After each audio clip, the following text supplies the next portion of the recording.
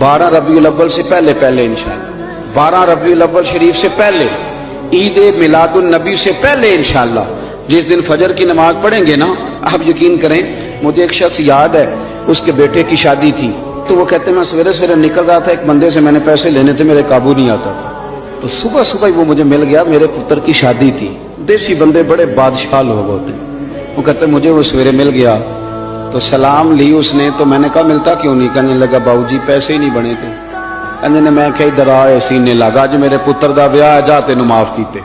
तो यार जिस दिन किसी के बेटे की शादी है उस दिन वो लोगों को कर्जे भी माफ कर देता है, तो जिस दिन तेरे और मेरे नबी का मिलाद होता है, ईद मिलाद वाले दिन भी खोट रखते हो, उस दिन भी रिश्तेदारों का गिला करते हो, उस दिन भी किसी के लिए बुग़्ज़ रखते हो। फजर पढ़ो और दुश्मन को फोन करके कहो जा तुझे माफ किया, आज रहमत लिल आलमीन नबी का मिलाद शरीफ।